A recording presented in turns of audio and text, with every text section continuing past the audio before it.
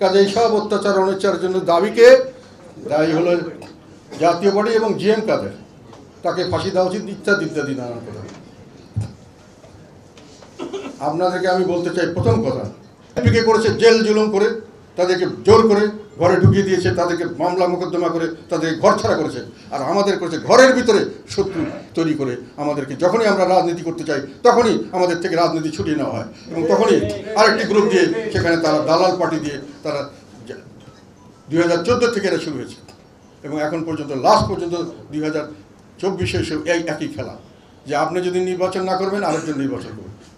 তো প্রথম কথা হলো আমি বলতে চাই যে তাহলে যদি আমরা না করতাম হয়তো আরেকটা গ্রুপ দিয়ে করানো হতো জাতীয় পার্টি গ্রুপ, কিন্তু আমাদের জাতীয় পার্টি নাম যেত কিন্তু জাতীয় পার্টি যেত, জাতীয় পার্টির দেহ প্রাণ যেত না, জাতীয় পার্টির নামটা ব্যবহৃত হতো এবং নির্বাচন হয়েছিল।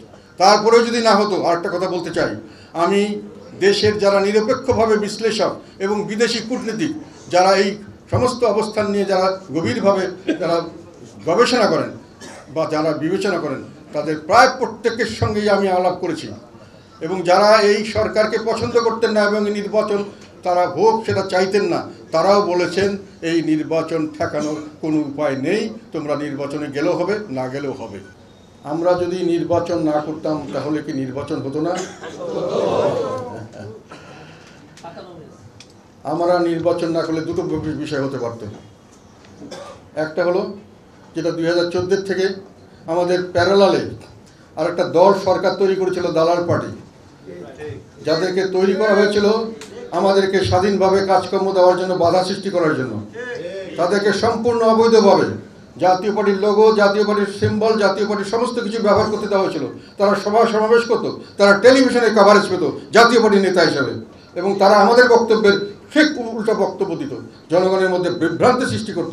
জাতীয় পার্টির রাজনীতিকে আমরা বুঝি না, জাতীয়ের মধ্যে ভাগাভাগি, জাতীয় পার্টির কোনো ভবিষ্যৎ নয়। এই কথাটি সরকার করেছিল, আওয়ামী লীগ সরকার 2014 থেকে শুরু করেছিল, যখন তারা ক্ষমতায় অধিষ্ঠিত হয়ে দানবে রূপান্তরিত হয়েছিল। তারপর থেকে তারা দুটো জিনিস করেছে, আপনাদেরকে বলতে চাই। সমস্ত রাজনৈতিক দলকে বিভিন্ন কৌশলে তারা রাজপথ থেকে দূরে রেখেছে, দাবি দাবা আদায় থেকে দূরে রেখেছে, জনগণ থেকে দূরে রাখার চেষ্টা করেছে। নির্বাচনে অংশগ্রহণ করেছি, সেই জন্যই নির্বাচনটা সফল হয়েছে, সেই জন্যই সরকার টিকে গেছে, সেই জন্যই সরকার এত অত্যাচার নিপীড়ন করতে পেরেছে, নাকি এটা না?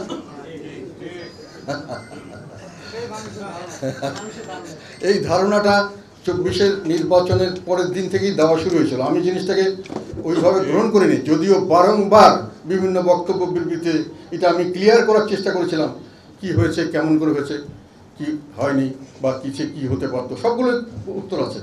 কিন্তু যেহেতু আমাদের এই প্রচারণাটা হয়তো সঠিকভাবে হয় নাই, আর আমাদের বিরুদ্ধে যে প্রচারণাগুলো হয়েছে সেটা খুব সুন্দরভাবে সাজানো গোছানোভাবে হয়েছে, সহজ জিনিস, সহজ সরল জিনিস মানুষের মধ্যে ঝট করে ঢুকে যায়, এটা মানুষের মাথায় ঢুকে গেছে যে ওনারা নির্বাচন না করলে নির্বাচন হতো না, নির্বাচন না হলে ওরা সরকার থাকতো না, তাহলে এত অত্যাচার অবিচার করতে পারতো না। কেননা Sheikh Hasina A team, Awami League B team Awami League তৈরি করেছে, তাছাড়াও আর 2-1টি রাজনৈতিক দলকে উনি তৈরি করে ফেলেছিলেন, জাতীয় পার্টি যদি না আসে তার অল্টারনেটিভ উনি তৈরি করে ফেলেছিলেন, এবং সেটা ঘুরে যেত এবং সরকার চলতেই থাকতো। তথাপি আমাদেরকে ওনারা জোর করে না বলেন কেন? আমি এটা বলছেন যে আমাদেরকে নামানোটা জোর করে নামানো হয়েছে। একটা হলো, আমি তখনও বলেছি, পরোক্ষভাবে একটা প্রেশার ক্রিয়েট। যেদিন আমি বলছি নির্বাচনে যদি আপনি ঘোষণা না দেন, এখন প্রসেসে না যান, আপনি ক্যান্ডিডেট বাছাই না করেন, তাহলে আরেকজনের হাতে আমি ভার দিয়ে দেবো, ওনারা নির্বাচন করবে, ওনাদের ব্যবস্থা করবে, জাতীয় পার্টি ওখানে চলে যাবে, জাতীয় পার্টির দল হিসাবে নির্বাচন যাবে, আপনারা যাবেন না, আপনার মেইন দল যাবে না, কিন্তু অফিসিয়ালি জাতীয় পার্টি যাবে।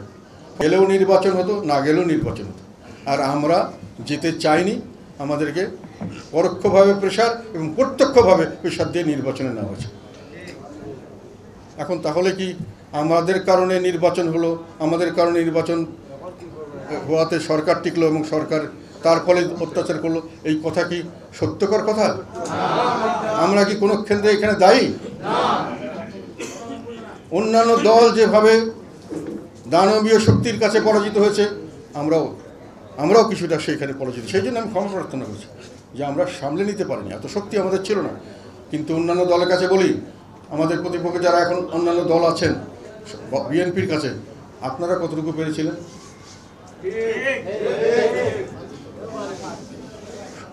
প্রেশারের কাছে তো সবাই সাবমিট করেছে, ফলে আপনাকে প্রসেস করতে হবে। প্রসেস করবো, আমি বললাম প্রসেস করবো কীভাবে? আমরা তো নির্বাচনে গেলে নির্বাচন তো হতে হবে, তো নির্বাচন হবে না।